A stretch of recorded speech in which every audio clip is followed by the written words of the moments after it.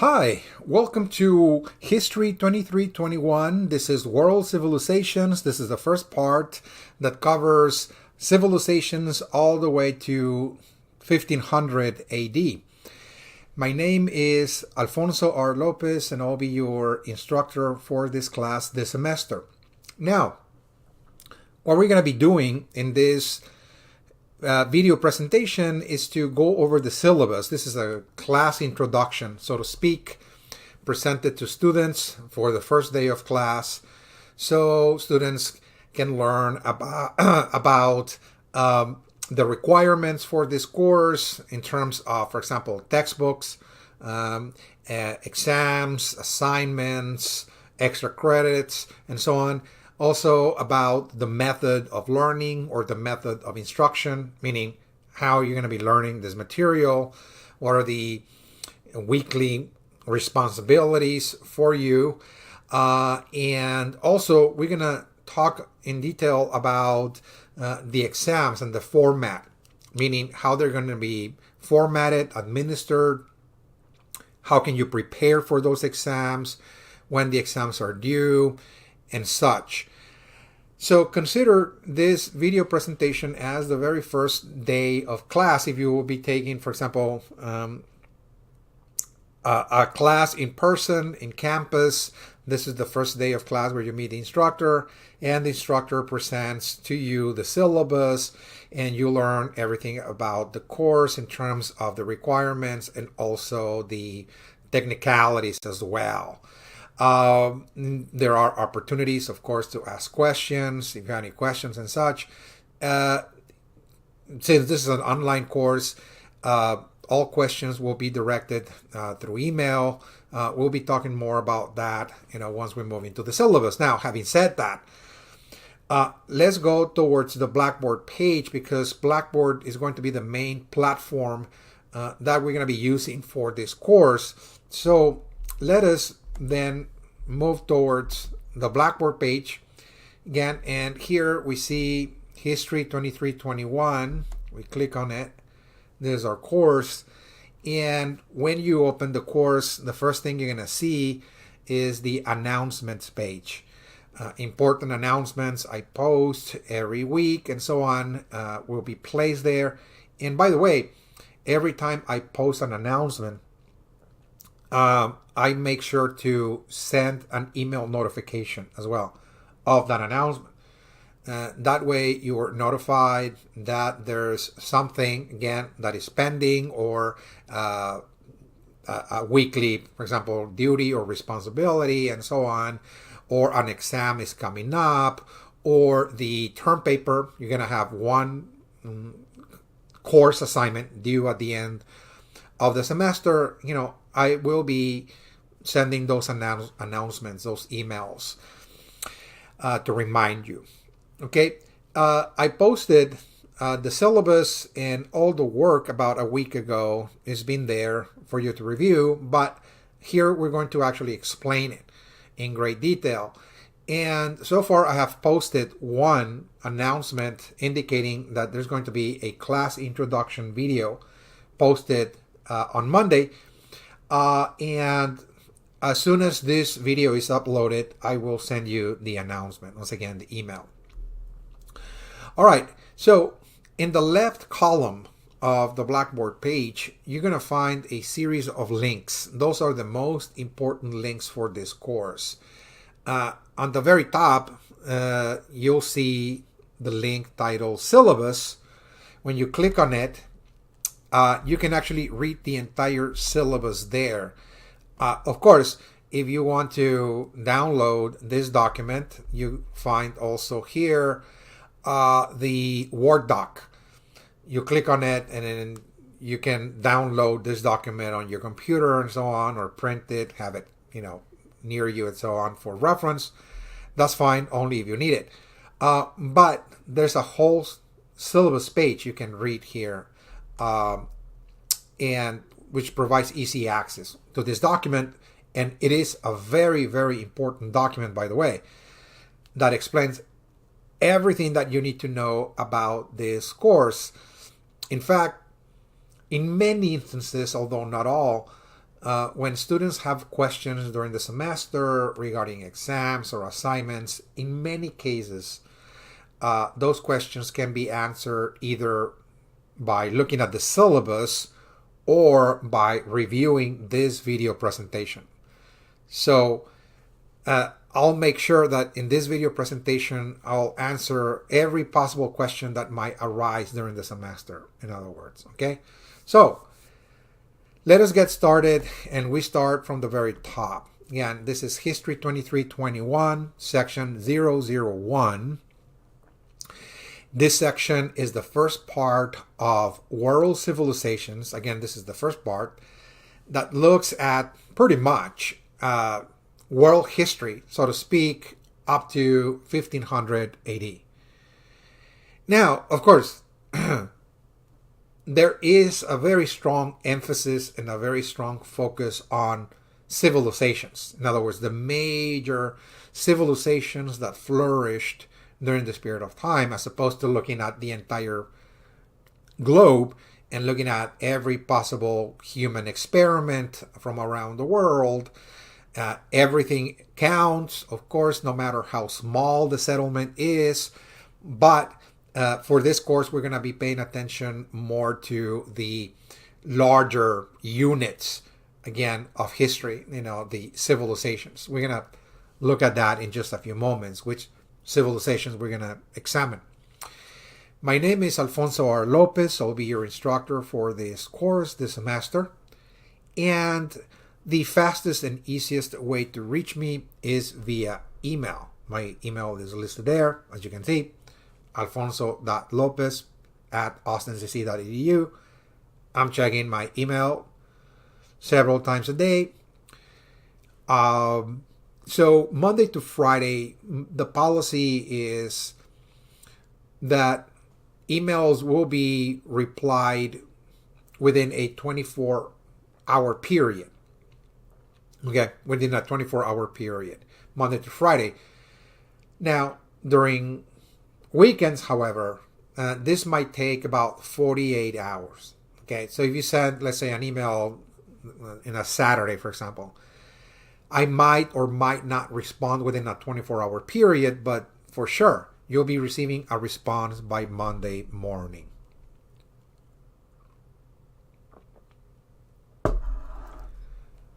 So, another technicality here is that according to ACC policy, all communication between students and faculty has to take place within the ACC supplied electronic systems. Meaning that if you send me an email through your private email account, I will not be responding to that private account. Okay, so please send your messages, your questions through your ACC email account. Okay. All right. So class meetings. Well, there will be no class meetings because this is an online course, which is formatted in an asynchronous fashion or format. So we have no designated class meetings whatsoever. So this is a very flexible, let us just say, course, very flexible format that allows students to tailor their own schedule, review the material in their own time, due to the fact that for many students, they have to work sometimes 1 or 2 jobs or even more than that, and they also have family responsibilities and so on. And sometimes it's very difficult to be attending classes in campus. So again, this really provides a very, very good opportunity for students to fulfill their personal and work responsibilities while at the same time take a course online that allows them to review, again, the material in their own schedule. Of course, it is recommended that students follow a certain pace and rhythm every week and don't pile up. Try avoiding, in other words, piling up weekly, let us just say, responsibilities in terms of lectures and so on that you're responsible for reviewing, and try to maintain a certain, once again, rhythm that allows you to be learning the material while at the same time be ready to take the exams when the exams comes up, and avoid trying to review all this information in a week, for example. So try to set some time aside every week to review the material that will be presented to you in this course. I will be talking more about the method of instruction in just a few moments. How are you going to be learning this material? What kind of responsibilities you have each week? Okay. Now, in terms of textbook requirements, for this course, there's one required text, and it is this one right here. Okay. It's called The Human Record, Sources on Global History, Volume 1. That is, again, the first part of World Civilizations up to 1500. And make sure you get the 8th edition. Okay, the 8th edition. Now, this book is not necessarily a standard textbook in the conventional sense, the type of textbooks you get in other history courses where you read from cover to cover a narrative of historical events, and there are chapters that move from one period of time to another and so on. It's kind of like that, but not exactly. This is more like a collection of historical documents from around the world, produced by very important, prominent figures. Many of them were philosophers, travelers, for example, statesmen, kings, and so on, that ruled over those ancient societies, ancient civilizations. And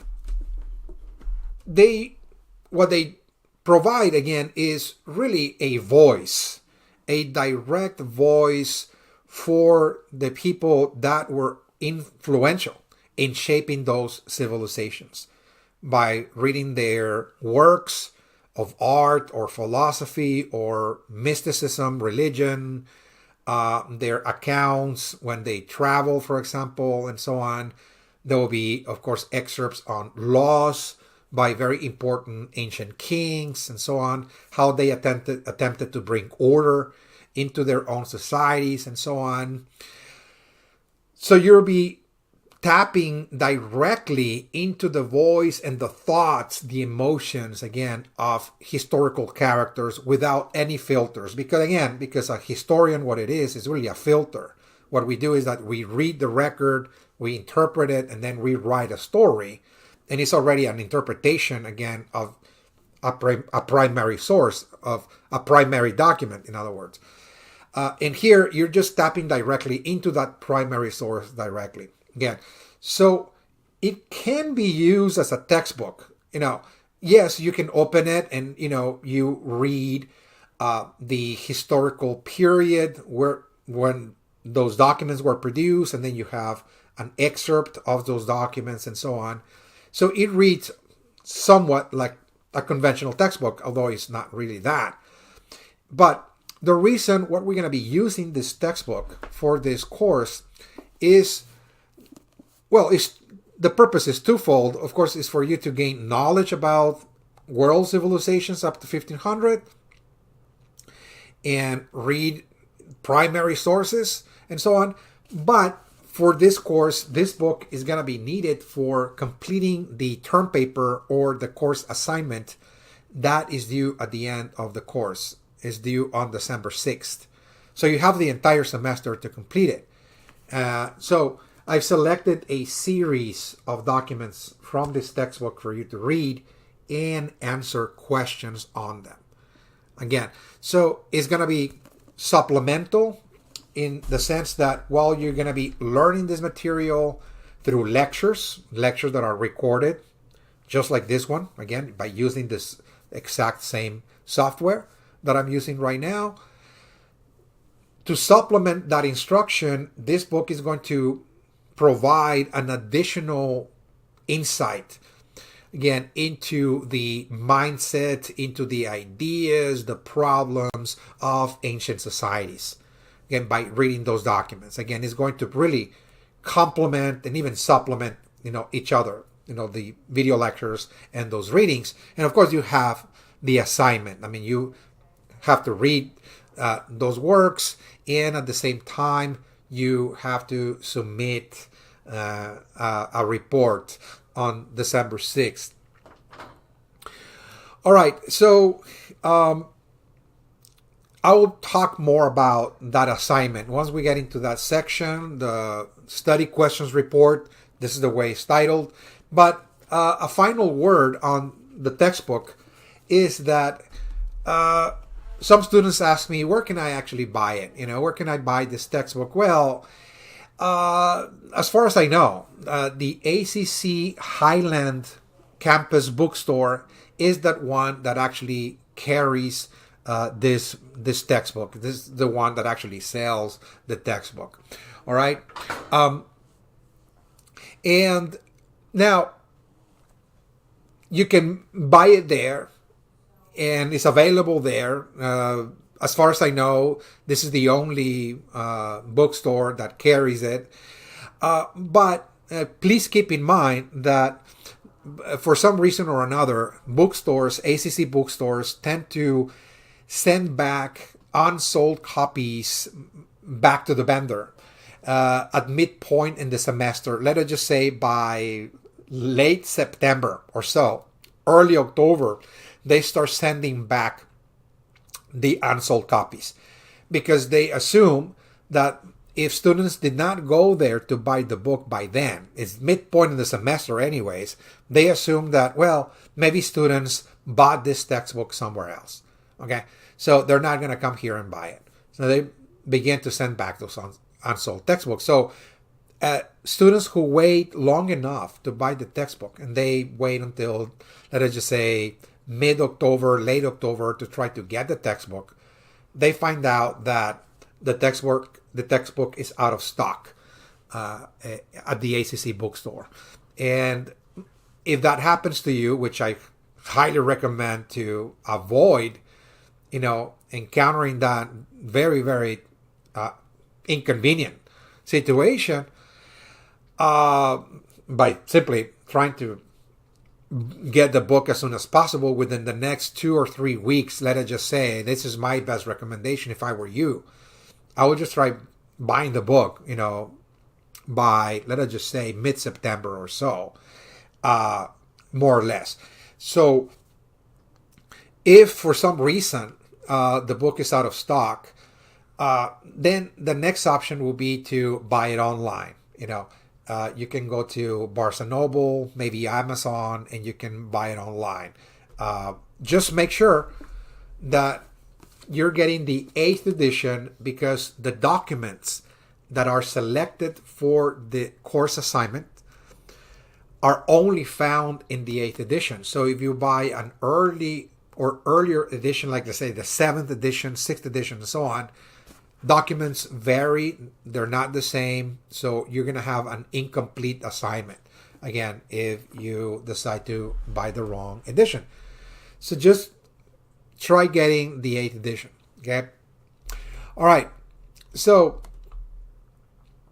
now the course description. So this is where we describe the content of the course, what themes or topics you're going to be learning across the semester, and also how they're going to be organized. All right. So once again, this is the first part of World Civilizations. And what that means is that we cover pretty much human history all the way to 1500 AD, which takes our journey not only to the rise of the very first civilization, so to speak, in the ancient Middle East, in what is called Mesopotamia, but what I'll do is that I will start this course by looking at the cradle of humanity, the rise of early human societies in the continent of Africa. And again, for the initial lectures of this course, there'll be really a discussion on prehistoric times as well. Early hominoids, for example, meaning that, well, where humanity actually comes from, what are the theories proposed by science, and so on in terms of human origins and such. So again, our story goes back millions and millions and millions of years into the past. We look at the archaeological record and so on, and how we arrived to Homo sapiens. This is modern humans, in other words, about 250,000 years ago or so in Africa, and how Homo sapiens began to migrate out of Africa as well and settled and populate different areas of the globe. We're going to explore all of that. But as we do that, we also pay attention to the continent of Africa and its significance, not only for the rise of humanity, but also how we see in the continent of Africa the rise of the very first early human societies, sedentary societies. How people began to settle in certain areas and began the process of farming. Again, something that is credited to have happened in the Middle East, when in fact the archaeological record points out that Africa, in fact, was the very first region of the world where the first agricultural sedentary societies emerged. Early sedentary, early farming societies. Okay, so we're going to take a look at that, the contributions of Africa for world civilizations, and the influence of Africa in the ancient Near East, what they call the Middle East as well. So the very first theme or topic is Africa, the origins of humanity, and then we move into the Near East proper and look at the very first two civilizations that flourish in the ancient world, almost hand by hand, simultaneously in terms of time frame, and very close to one another geographically as well, although very different from one another at the same time. And that is Mesopotamia in the Middle East and Egypt in Northeast Africa. Okay, very, very close to one another, 700 miles separated from each other, thereabouts. So there's a close proximity, yet again, their cultures, their philosophies, their worldviews are going to be extremely, extremely different from one another. Okay, so we start in the second topic with Mesopotamia, the rise of ancient Sumer, for example, the very first city-state, so to speak, with a highly organized society with this advanced agricultural system, irrigation systems and such, and at the same time with a highly structured political system as well. We see the rise of divine kingship. We see kings proclaiming to be divine or gods, and again ruling over the masses with a priesthood and so on. So this is something we're going to get to see very closely after we look at the development of that region, not only the city-state of Sumer, but subsequent, of course, city-states along the two rivers of the Middle East. We see other civilizations, other city-states flourishing, not only flourishing, but expanding and becoming the very first empires in history, like the Akkadian Empire, the Babylonian, the Assyrian. We're going to look at a series of empires flourishing in the Middle East, and we're going to contrast those societies with Egypt. Again, we're also going to see another civilization flourishing on the banks of the Nile River. Again, those are river civilizations. This is the development of agriculture. that we're looking at about maybe 4000 BC or so. This is when the great civilizations are flourishing. And we're going to be paying attention very closely also to Egyptian history. How that region began to develop an agricultural revolution, eventually the creation of villages, communities, and then eventually the unification of those communities under a kingdom. And we're going to be paying attention to the political system of the pharaohs, the organization of those empires, how they function, and so on. And also their evolution. Egyptian history went through stages as well, the kingdoms, the old kingdom, middle kingdom, the new kingdom, and so on. And eventually the disintegration of Egyptian civilization as a result of foreign invasions and such. So there's going to be a compare and contrast, as you'll see, between Mesopotamia, the Middle East, and Egypt in terms of those civilizations. What are the similarities? What are the contrasts, and so on? Not only in terms of politics, in terms of their economic structures or their social structures, but also their religious worldviews. There's going to be a strong emphasis in this course in worldviews. Okay, a worldview is really the overall, let us just say, interpretations, the world of ideas, the world of meanings that people share in common that constitute what is called a civilization.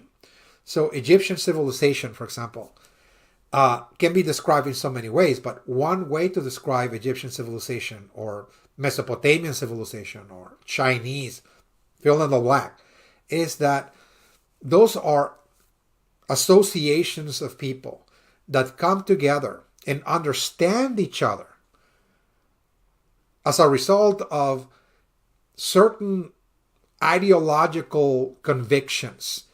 There are a series of ideas that people share in common about the world around them, what the world is, what is reality, for example, how the world works, how the world was created, what are the main forces that govern the universe, what is the responsibility of human beings in this universe, to make it work.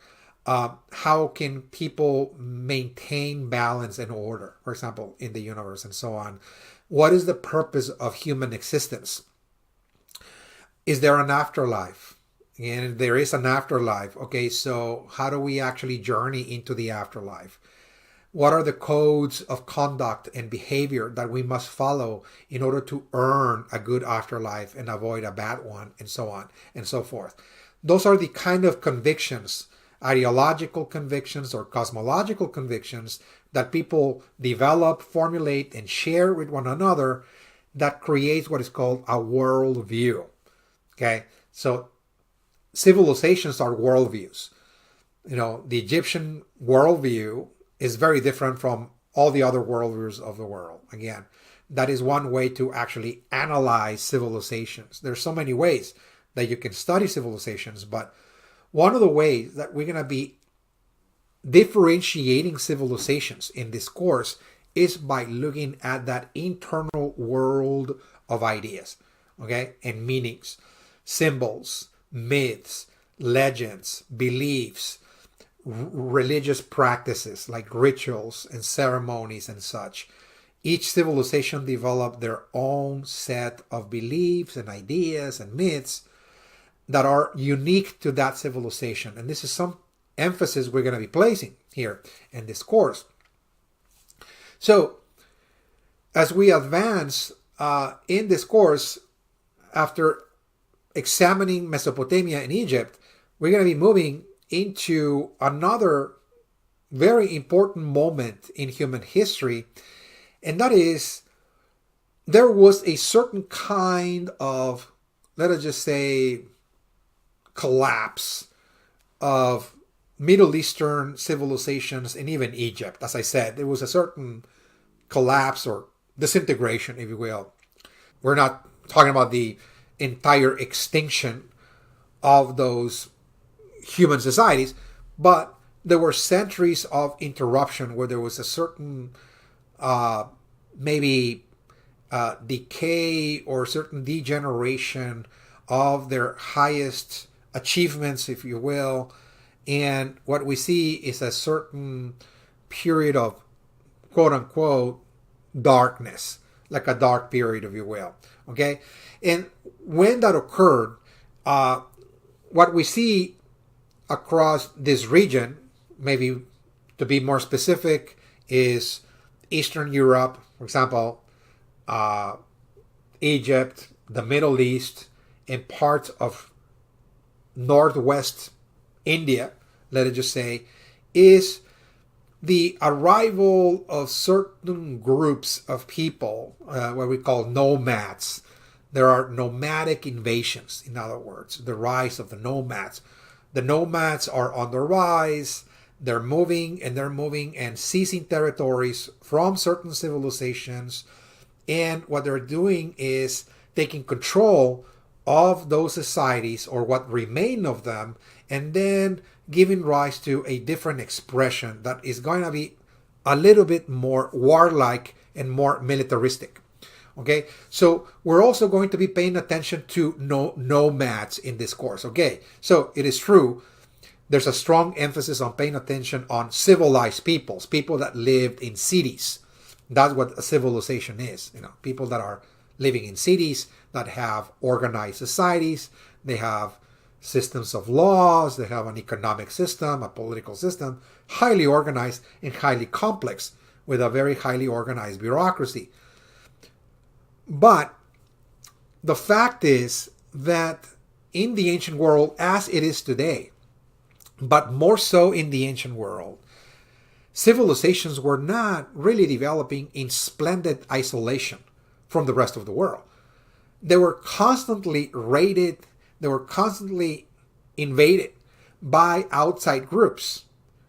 Okay, what we call nomadic tribal groups, nomads. Those are people that are moving from place to place. They are very warlike. They're made up of warriors. And what they do is that they raid civilizations to take treasure, for instance, and in the process, in certain moments of history, they actually seize control of those civilizations. And when they do that, those civilizations, like Egypt or the ones in the Middle East, change their character. And they become more militaristic, more oriented towards war. Okay? So this is something that we're going to be examining in this course. The rise of the nomads, nomadic migrations, invasions, and so on. And particularly, again, we're going to be looking at the Indo-Europeans. And it's a group of people, again, coming from Eastern Europe, moving into places like the Middle East.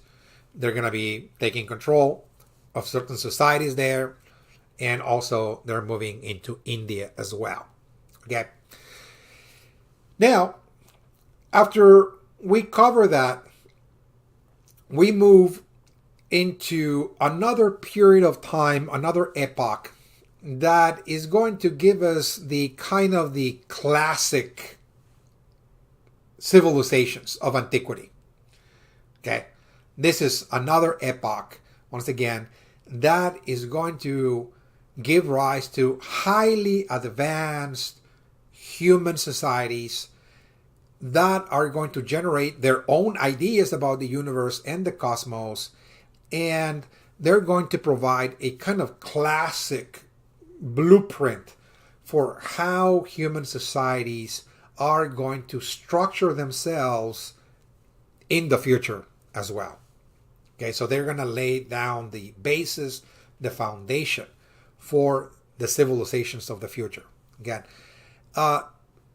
specifically, we're talking about, for example, we start with India.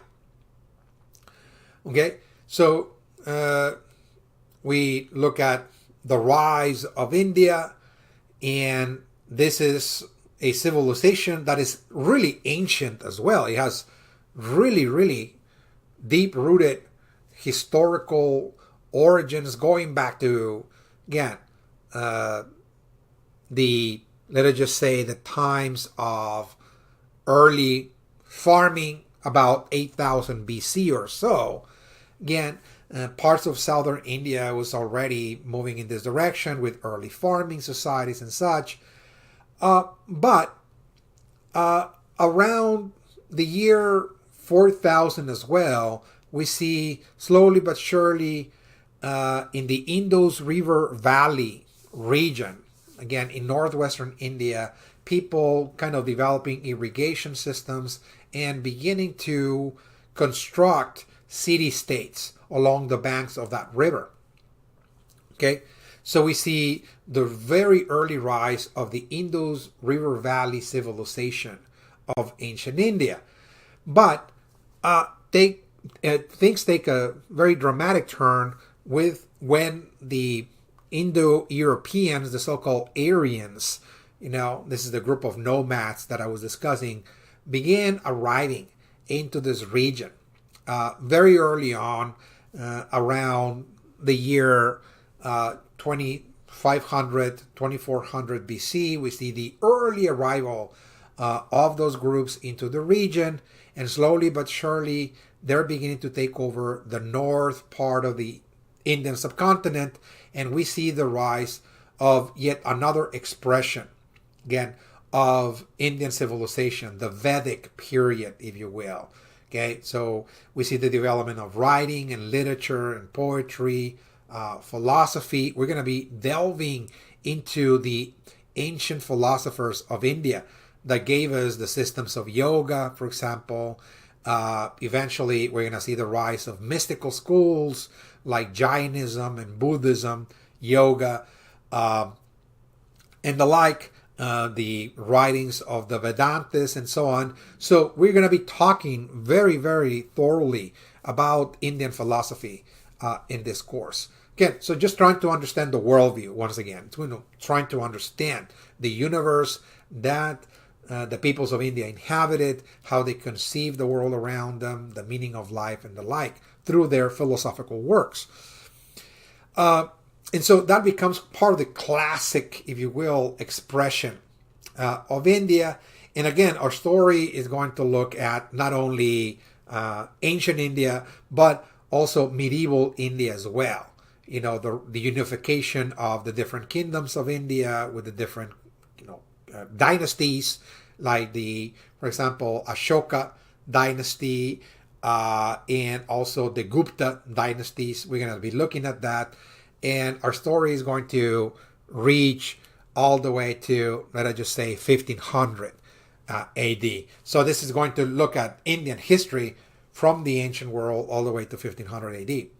Then we look at China, and we do exactly the same thing. We look at the early origins of Chinese civilization that occurred, again, thousands of years, going back into the origins of horticulture, 8000 BC or so, early farming societies.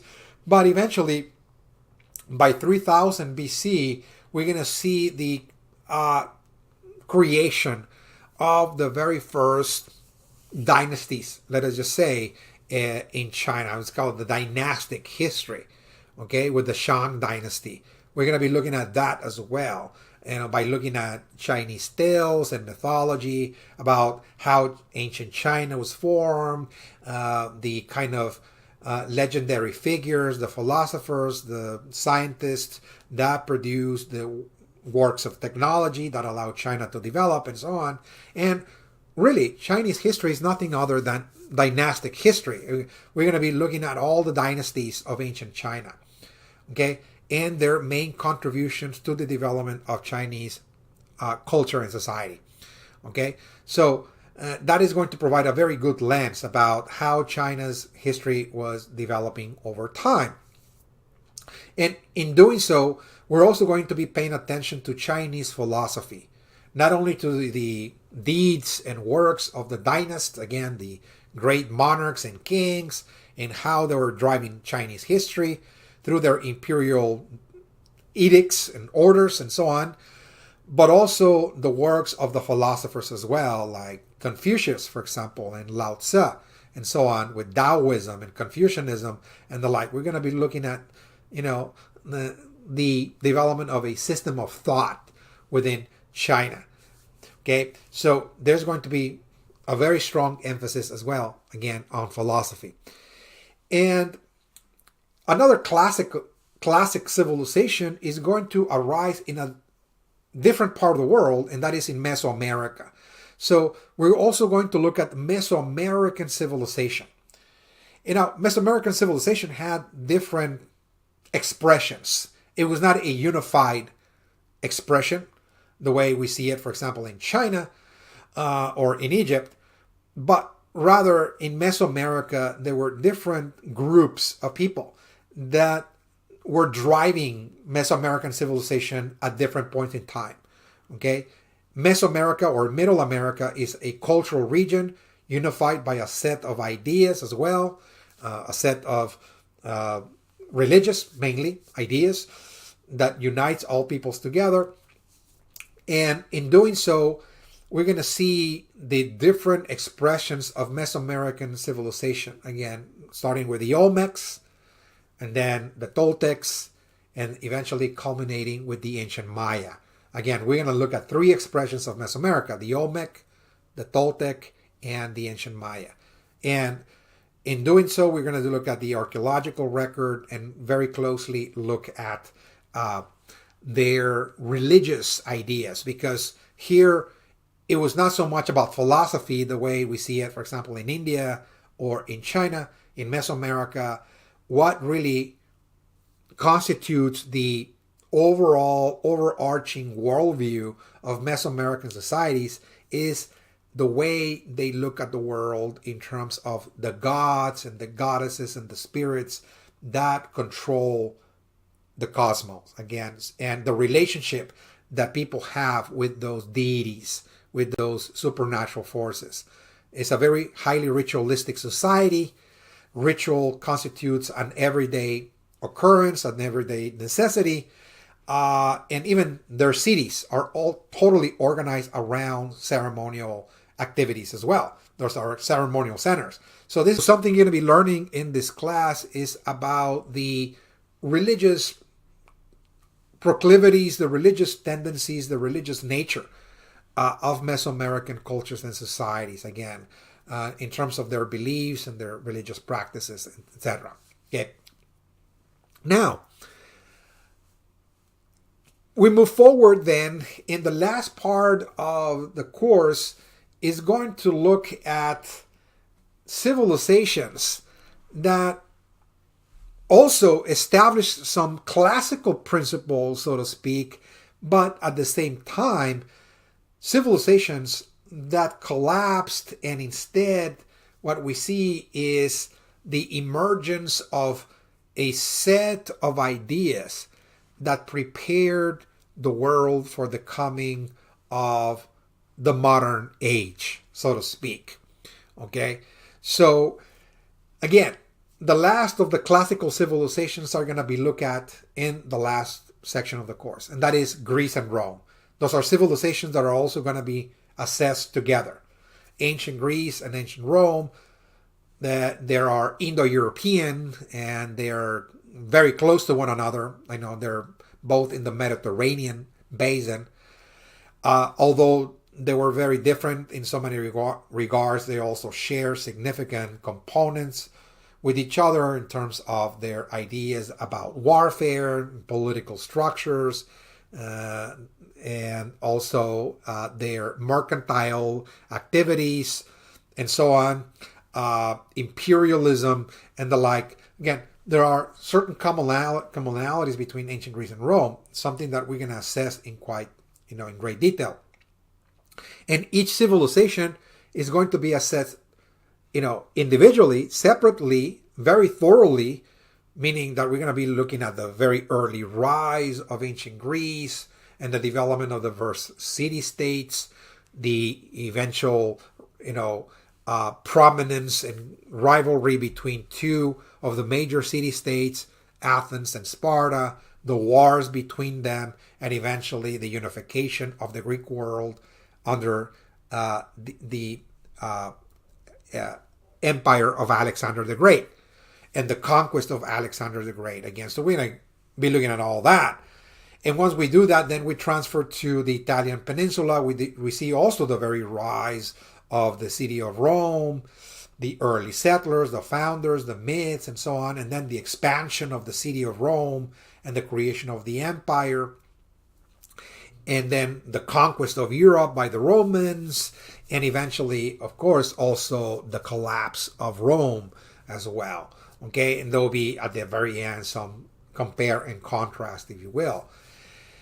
Now, although ancient Greece and Rome also gave rise to classical expressions, if you will, of civilization in terms of, well, people living in city-states, being ruled by organized bureaucracies and so on, the creation of large armies and conquests and the like. We're also going to look at a series of ideas proposed by philosophers both in Greece and Rome that are going to provide a blueprint for the emergence of a quite different world. In particular, we're talking about, for example, humanism. Okay, this idea that humans are important, the idea that, well, there might be gods, although some of the humanists, again, of those civilizations actually question, the veracity of those ideas, that they believe that humanism, again, that the idea that humans were the ones driving history and not so much the gods. So again, this is something that this is going to be changing world history, the importance of human beings in this world, in other words, okay? So keep that in mind. We're going to be looking at that as well. And of course, this course is also going to look at yet other ideas that are going to open up new possibilities, new conceptions of philosophy for humans in the world, and that is the advent of new religions, like Christianity, for example, the advent also of Islam as well. Religions that also are going to place humans also somewhat in the center of history, that there is a certain purpose, for humans to be in this world. And it is a very important purpose, again, and it is to earn salvation. And that we do have the capacity to connect with the divine, to have mystical experiences and so on. That we're not just here to survive and live miserable existences, but rather, to be saved, to be connected with the divine and so on. The rise of monotheism, the idea there's only one God, in other words, and that there's a close relationship between humans and this one God and so on. So we're also going to look at world religions, in this course. Something that we already established in the past when we were looking, for example, at Buddhism, Hinduism, Taoism in China, and Confucianism as well. Now we're looking at Christianity in Islam and their impact in the world as well. Because those religions were seized by empires, and those empires, whether it was the Roman Empire or was the different empires that flourished in the Middle East, like the Arabs, for example, and then later the Ottomans, they were expanding those ideas far and wide. So those are going to become world religions. And we're going to see the impact of that. And so towards the end of this course is going to take us into yet another journey. And that is the nomadic invasions that occurred all over the world, that kind of shattered all of the civilizations that have flourished up to this time. And then those barbaric invasions produce warring empires, like the Mongols, for example. The invasion of the Mongols across Asia and the Middle East and Europe, producing the Mongol Empire, the Vikings invading Europe, changing the nature of European kingdoms as well, becoming more warlike, and the Aztecs invading Mesoamerica and seizing control of Mesoamerica and creating a Mesoamerican empire as well. And all those empires were bent on war. So we see a new phase in history again, that when we close our course in 1500, what we see is that the civilizations all over the world were already war machines, so to speak. And the reason for that has to do with the barbarians that raided the civilizations and took control of them and turned them into, once again, war machines as well. Okay, so this is what we're going to be covering, across the semester. And if you're asking how you're going to be learning this material, well, this material, as I explained, will be learned through a series of recorded video lectures. Okay, the mode of learning is that I have recorded all of my lectures, and they're already posted on Blackboard. Okay, where you find those? Well, you go here to course content, and there's a link titled Instructional Materials.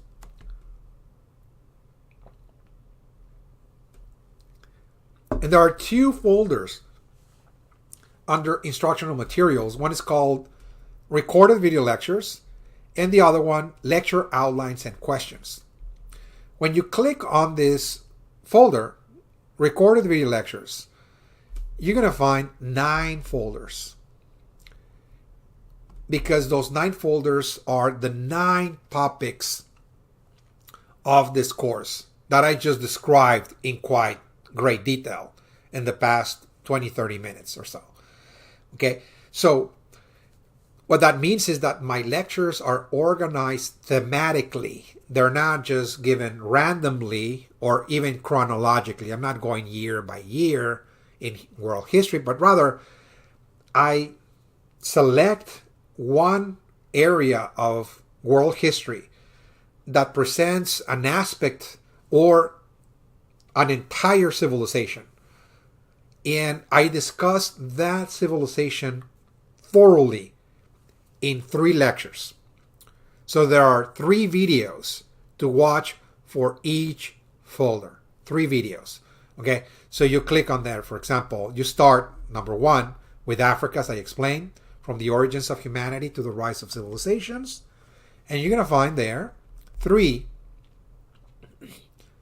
video lectures that span for about an hour and 20 minutes. That's the time frame for a class in campus. When you take a class, you go in campus in person, it's an hour and 20 minutes. Again, it's the same thing.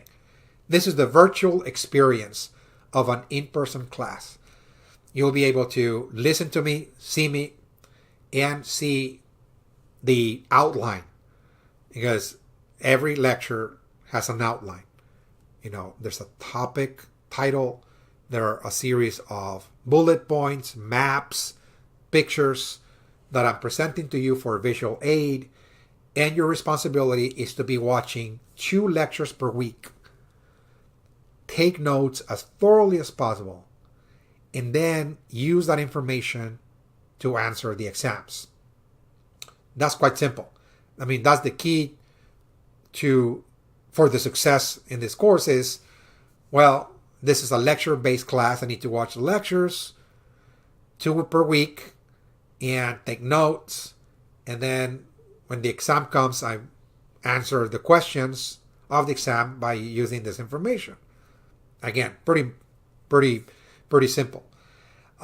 Okay, so 2 per week. Once again, I will be sending you weekly reminders, Tuesdays and Thursdays, where we are. In other words, I will be telling you, for example, this week we are watching still the first topic of the semester out of Africa. Please watch for this week session 2. And then the next Thursday, I will say we're still in topic number 1, watch session 3.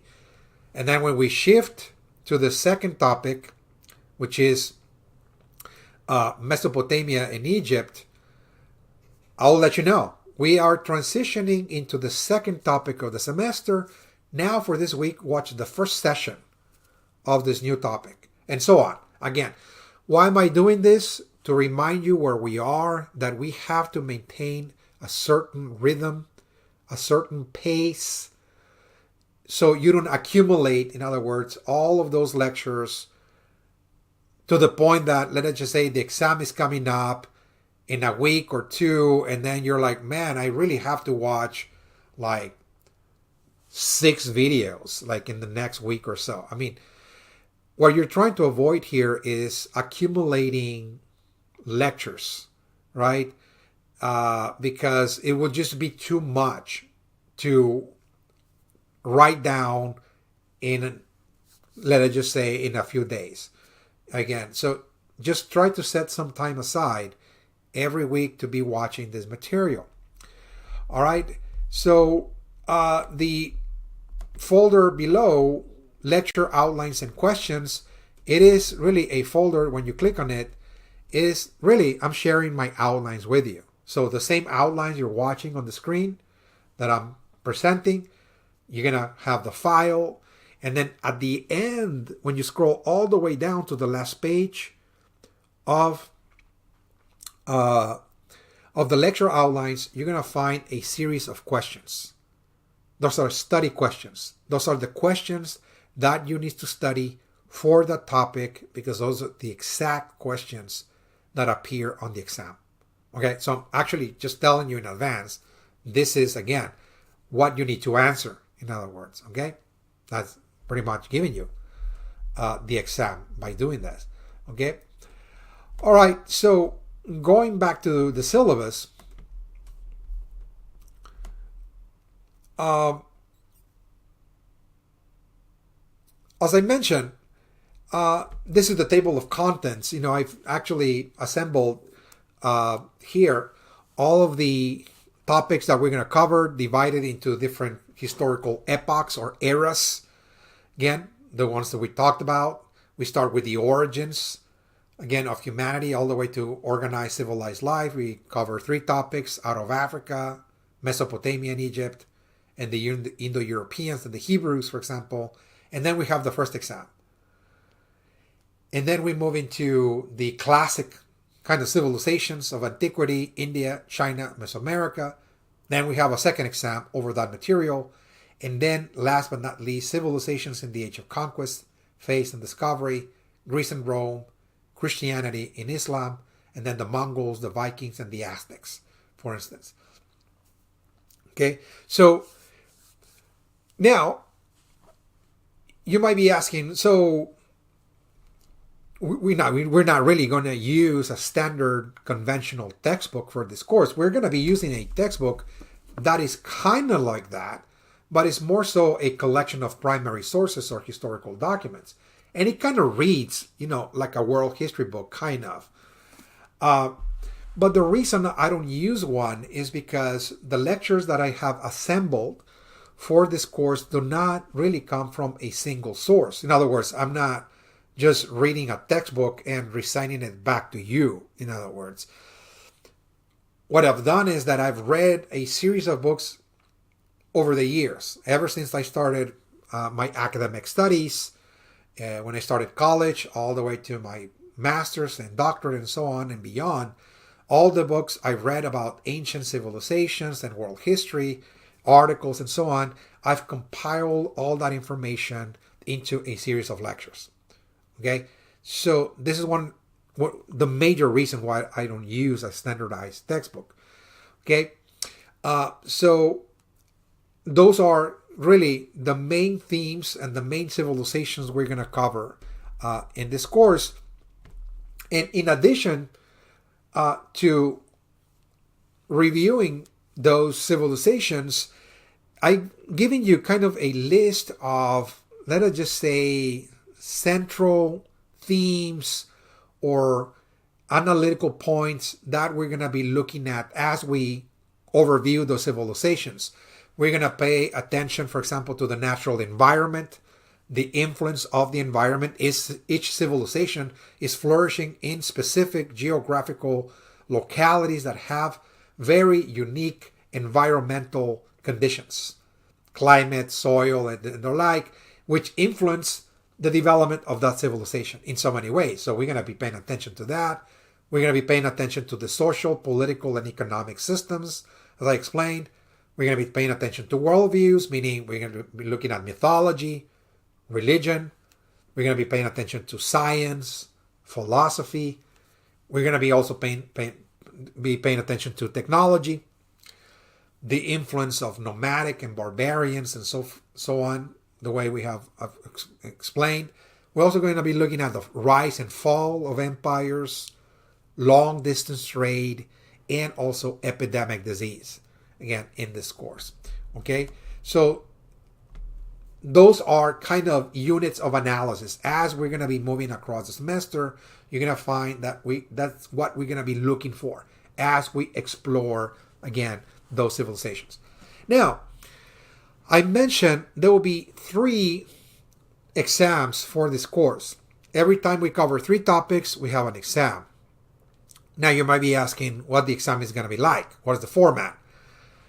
Now, the exams are not going to be, first and foremost, timed. They're not going to take place on a specific day and time, and they're not at the same time gonna be multiple choice exercises as well of A, B, C, D, or fill in the blank.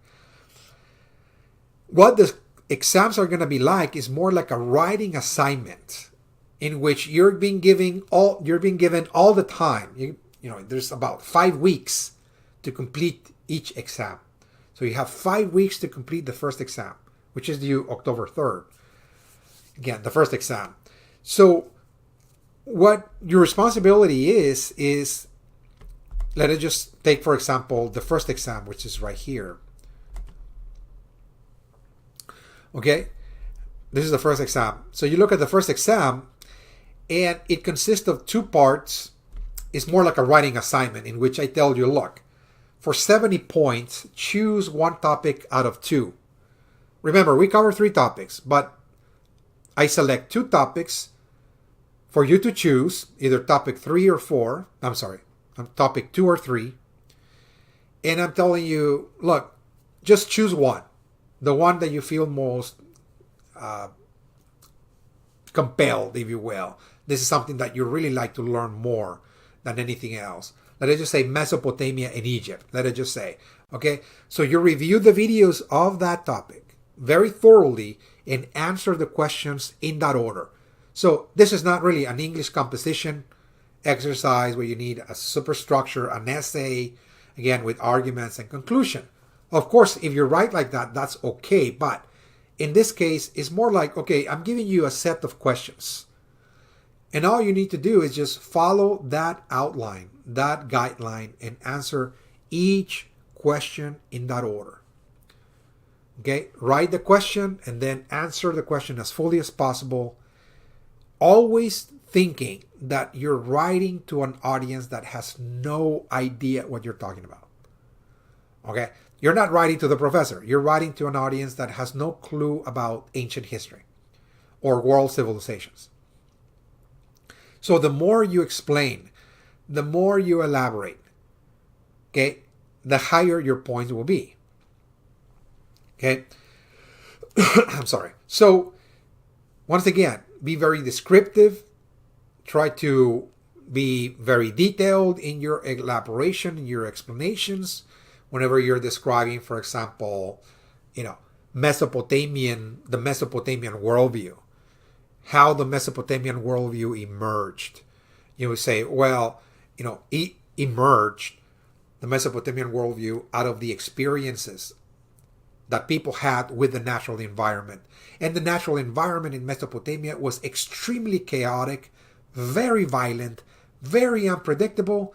There were monsoons and floodings that devastated cities unpredictably, and people felt always very, very shattered, and they gave rise to a very gloomy worldview in which the gods were capricious and they were violent and cruel, and they were just having a field day, wiping out cities and the like. And so this is the kind of mythology that they developed, because it was really a more description, if you will, of their day-to-day life with the environmental setting in which they lived, and so on. So, I talk about the different gods and goddesses and so on, how capricious they were and so on. The flood, the myth of the flood, the worldwide flood comes from there and so on. That comes in the Bible. It actually comes from Mesopotamia and so on. So I want you to get into those kinds of details. Be descriptive.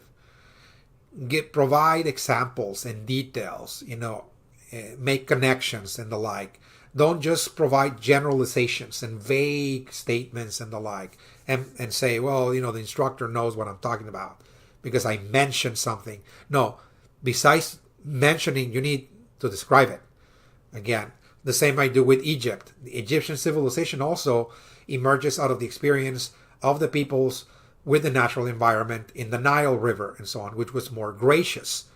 It was a more predictable, if you will, type of setting in which the ebbs and flows of the river occurred on cycles and the like. And they produce a worldview based on that. Again, so I want you to get into that kind of analysis when you're writing the answers. Okay? That's for 70 points. Now, part 2, what I do is that I extract certain themes from another topic, and that is the very first topic of the semester. Okay? Certain themes, more than terms. They have to be answered not just like definition. Again, so this is not like a technical definition of the term, but more like a theme. See it more like a theme, in other words.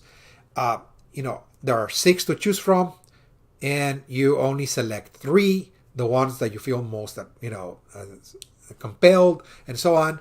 You select 3 themes, and you describe, you elaborate, and explain very, very fully.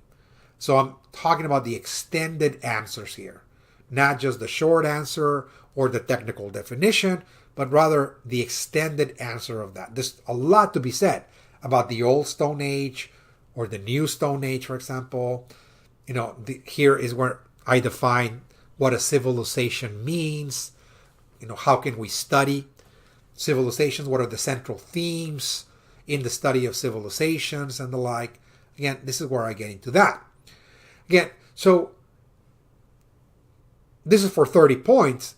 And one common problem or error that a lot of students make is that they excel in part 1.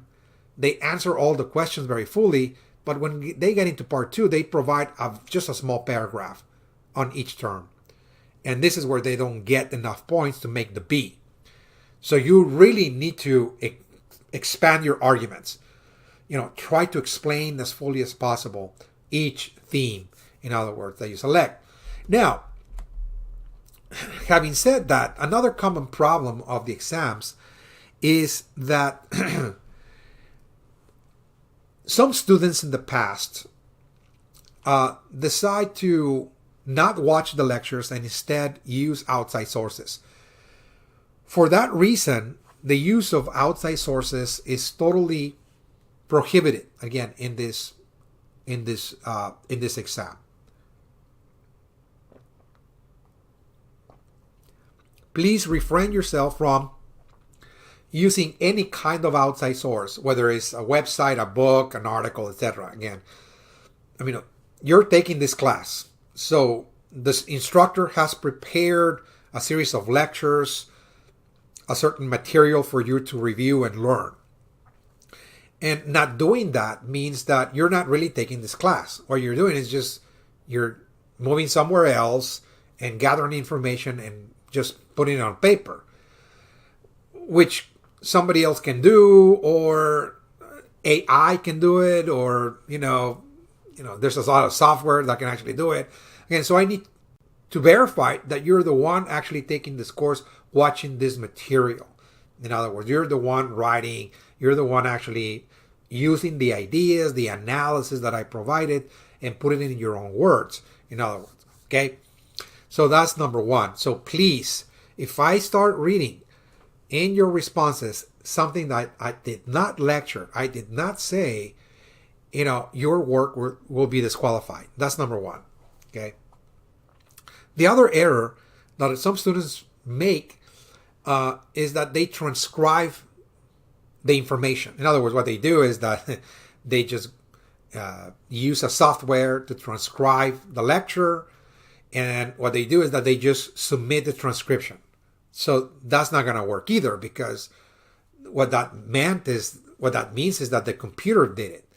Some software, maybe AI or whatever it is, or Word. Even Word can do this again. So No, I mean, that doesn't prove that you have taken this course, that you have been present, that you have been participating, in other words.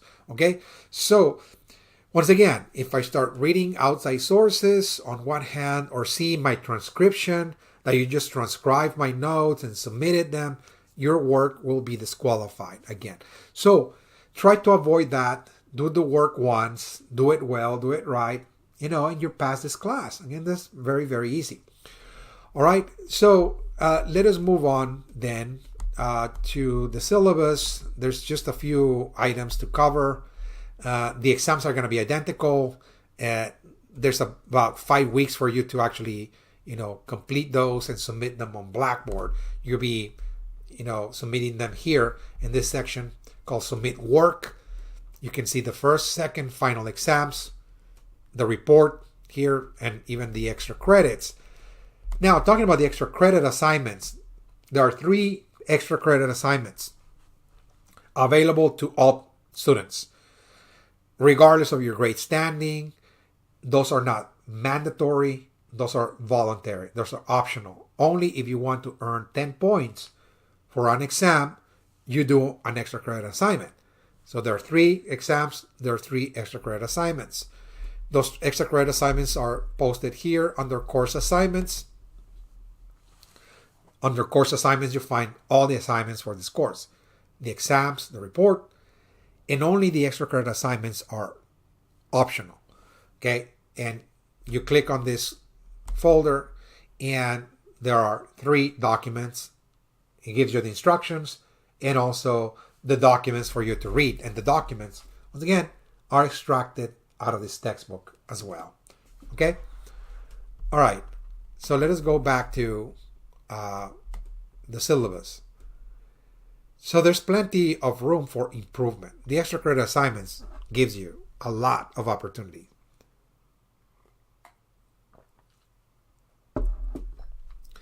Now, as I mentioned, there will be 1 course assignment due at the end.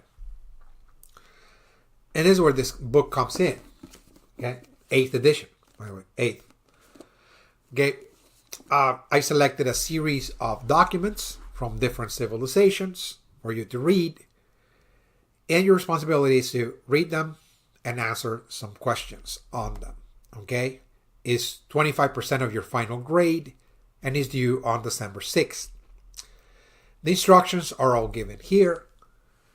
It gives you documents from the Mesopotamian Egypt, like the Epic of Gilgamesh, an excerpt on that, for example.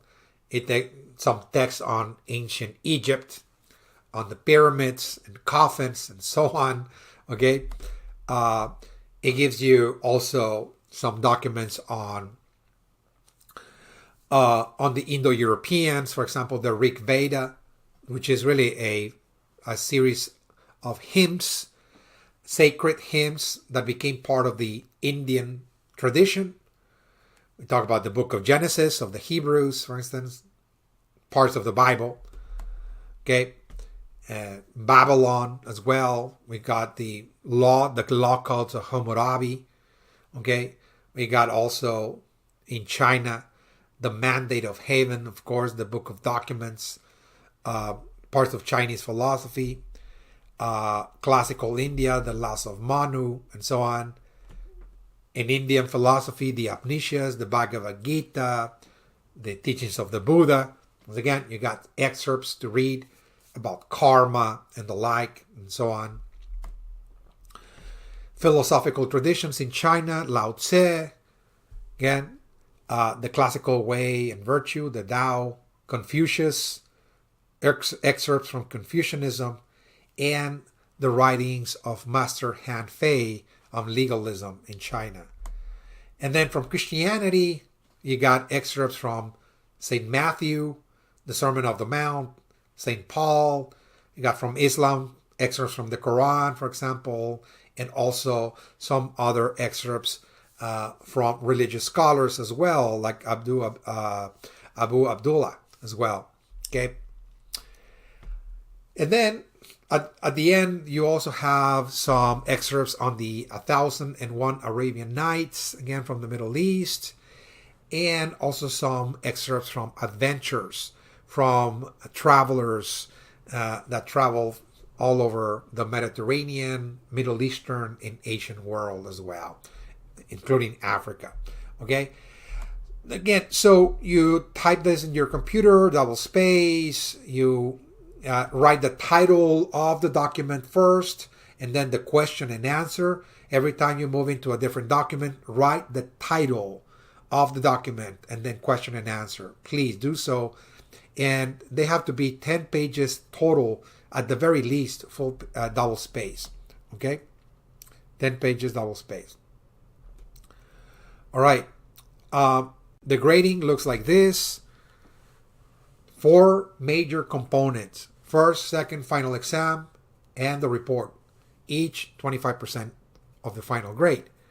If you factor in the extra credits, you add more points to it.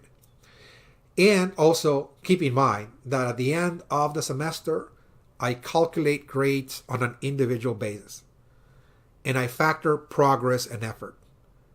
If you're progressing in your exams and grades, moving upward, submitting extra credit assignments, yet you ended up in a borderline grade, let's say 88.78, 75, or 88.5, but I see that you were very committed, very disciplined, progressing, you did a lot of work and so on, I can give you the final push for the A, but only if I see effort and progress. If I see that you were going down in your grades and you submitted absolutely no extra credit, well, again, you earned the grade that you earned. But if you're really, again, going the extra mile, that has to be compensated. Okay. At the end, you will find a series of calendar information, like Labor Day, September 2nd, Thanksgiving holiday, November 28th, for example, final exams, December 9 to 13, and so on. Grades are due on the 15th. Okay. Now, there's also a tentative course schedule. On a week by week, it tells you where we are. What are the topics that you're supposed to be reviewing week by week by week? And then when we have an exam, first exam, you submit that on October 3rd. Remember, this is 5 weeks to complete it. So it's not time. You have 5 weeks to complete it. You submit it by October 3rd. Then the second exam on November 7th. On December the 1st, you submit your study questions. And then on December 13th, you submit your final. Okay? So, again, those are the most important dates. Now, you have until November 21st to withdraw from this course. I just have to say that because, again, it's part of the requirements. But before you make the final decision to withdraw, please let me know.